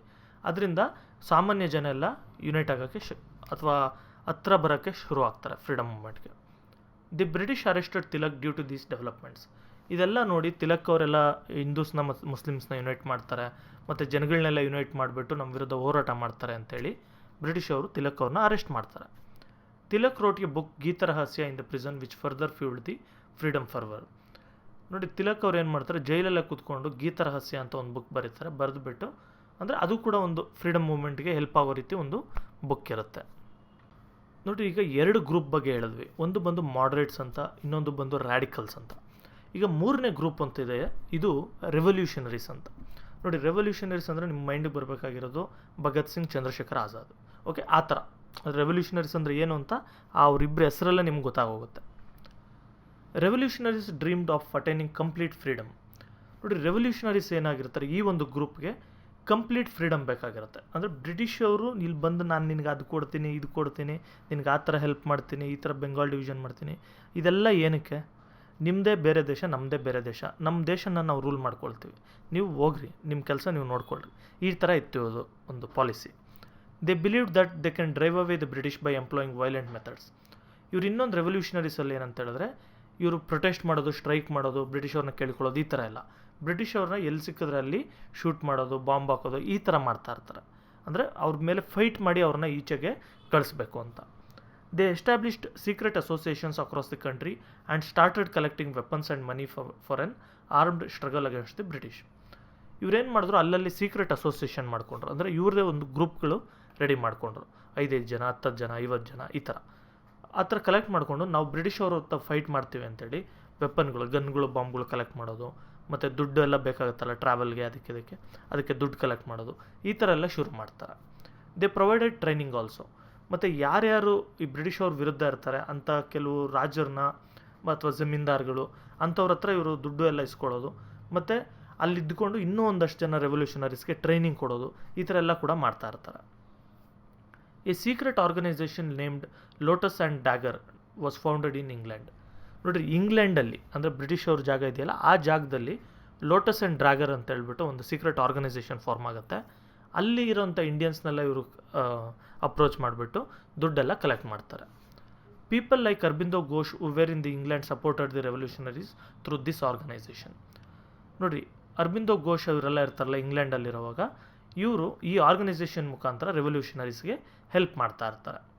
Similarly, another revolutionary organization called GADA in USA can be recalled here. ಇದೇ ರೀತಿ ಯು ಎಸ್ ಎಲ್ಲೂ ಕೂಡ ಇನ್ನೊಂದು ರೆವಲ್ಯೂಷನರಿ ಆರ್ಗನೈಸೇಷನ್ ಇರುತ್ತೆ, ಗಾದಾ ಅಂತೇಳಿ. Abhinava Bharat and Anushilan Samiti were the two important secret organisations in India.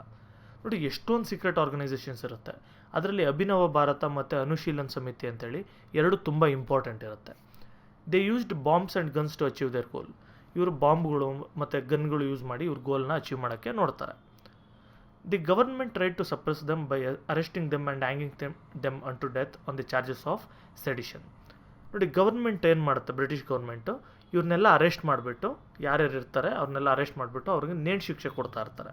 ಯಾಕೆಂದರೆ ಇವರು ನಮ್ಮಿಂದ ಸಪ್ರೇಟ್ ಹೋಗೋಕೆ ನೋಡ್ತಾ ಇದ್ದಾರೆ, ಸೆಡಿಷನ್ ಚಾರ್ಜಸ್ ಅಂತ ಹಾಕ್ತಾರೆ ಬಿಡಿ, ಅಂದರೆ ಒಂಥರ ದೇಶದ್ರೋಹ ಚಾರ್ಜ್ ಅನ್ನೋ ಥರ ಅದು ಲೆಕ್ಕ. ಅಂದರೆ ಅವ್ರು ಬ್ರಿಟಿಷವ್ರಿಗೆ ನಮ್ಮದೇ ದೇಶ ಅಂದ್ಕೊಂಡ್ಬಿಟ್ಟು ಈ ಥರ ನಮ್ಮ ದೇಶದವ್ರ ಮೇಲೆ ದೇಶದ್ರೋಹ ಹಾಕ್ಬಿಟ್ಟು ಅವ್ರಿಗೆ ನೇಣು ಹಾಕ್ತಾ ಇರ್ತಾರೆ.